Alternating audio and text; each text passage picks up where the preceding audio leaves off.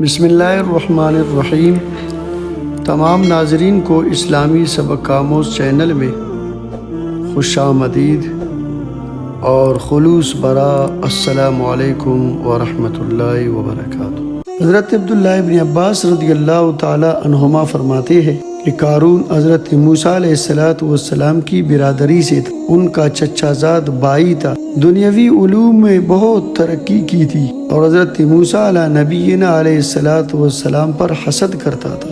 حضرت موسیٰ علیہ السلام نے ان سے فرمایا کہ اللہ رب العزت نے مجھے تم سے زکوٰۃ وصول کرنے کا حکم دیا ہے۔ اس نے زکوٰۃ دینے سے انکار کر دیا اور لوگوں سے کہنے لگا کہ موسیٰ علیہ السلام اسلام سے تمہارے مالوں کو کھانا چاہتا ہے۔ اس نے نماز کا حکم کیا، تم نے برداشت کیا۔ اس نے اور احکام جاری کیے جن کو تم برداشت کرتے رہے۔ اب وہ تمہیں زکوٰۃ کا حکم دیتا ہے، اس کو بھی برداشت کرو۔ لوگوں نے کہا یہ ہم سے برداشت نہیں ہوتا، تم ہی کوئی ترکیب بتاؤ۔ اس نے کہا میں نے یہ سوچا ہے کہ کسی فاحشہ عورت کو اس پر راضی کیا جائے جو حضرت موسیٰ علیہ السلام پر اس کی تہمت لگائے کہ وہ مجھ سے زنا کرنا چاہتے ہیں۔ اعوذ باللہ۔ لوگوں نے ایک فاحشہ عورت کو بہت کچھ انعام کا وعدہ کر کے اس پر راضی کر لیا کہ وہ حضرت موسیٰ علیہ نبینا صلی اللہ علیہ وسلم پر یہ الزام لگائے۔ اس کے راضی ہونے پر قارون حضرت موسیٰ علیہ السلام کے پاس گیا اور ان سے کہا کہ رب العزت نے جو احکام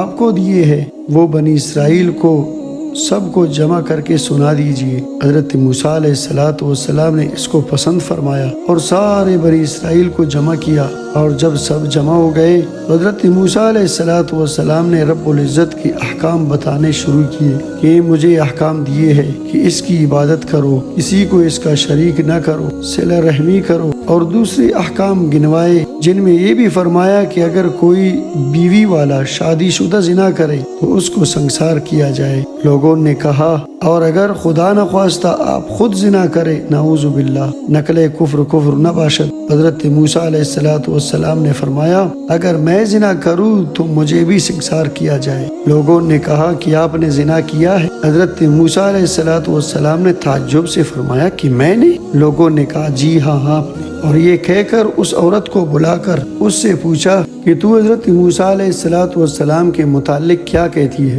حضرت موسیٰ علیہ السلام نے بھی اس کو قسم دے کر فرمایا کہ تو کیا کہتی ہے؟ اس عورت نے کہا کہ جب آپ قسم دیتے ہیں تو بات یہ ہے کہ ان لوگوں نے مجھ سے اتنے انعام کا وعدہ کیا ہے کہ میں آپ پر الزام لگاؤں، آپ اس الزام سے بالکل بری ہے۔ یہ سن کر حضرت موسیٰ علیہ السلام روتے ہوئے سجدہ میں گر گئے۔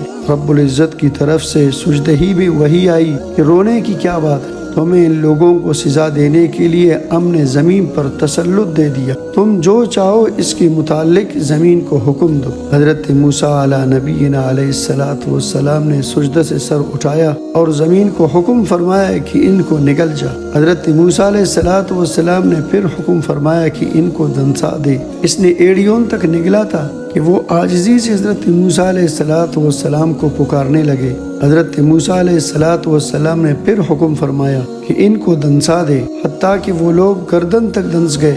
پھر بہت زور سے وہ حضرت موسیٰ علیہ السلام کو پکارتے رہے۔ حضرت موسیٰ علیہ السلام نے پھر زمین کو یہی فرمایا کہ ان کو لے لے، وہ سب کو نگل گیا۔ اس پر رب کریم کی طرف سے حضرت موسیٰ علیہ السلام پر وحی آئی کہ اے موسیٰ، وہ تمہیں پکارتے رہے اور تم سے عاجزی کرتے رہے، میرے عزت کی قسم اگر وہ مجھے پکارتے اور مجھ سے دعا کرتے تو میں ان کی دعا کو قبول کر لیتا۔ ایک اور حدیث میں ہے، حضرت عبداللہ ابن عباس رضی اللہ تعالی عنہما سے نقل کیا گیا ہے کہ آیت شریفہ میں دنیا سے اپنا حصہ نہ بھول کا مطلب یہ ہے کہ اس میں آخرت کے لیے عمل کر۔ حضرت مجاہد رحمۃ اللہ علیہ سے نقل کیا گیا کہ رب العزت کی اطاعت کرنا دنیا کا وہ حصہ ہے جس میں آخرت کا ثواب ملتا ہے۔ حضرت حسن سے نقل کیا گیا کہ دنیا سے اپنا حصہ نہ بھول، یعنی جتنے کی دنیا میں ضرورت ہے اس کو باقی رکھ، اور جو زائد تمہارے پاس ہے اس کو آگے آخرت کے لیے بھیج دے۔ ایک اور حدیث ان سے نقل کیا گیا ہے کہ 1 سال کی روزی باقی رکھ لے اور جو اس سے زائد ہو وہ صدقہ کر لے۔ تو میرے عزیز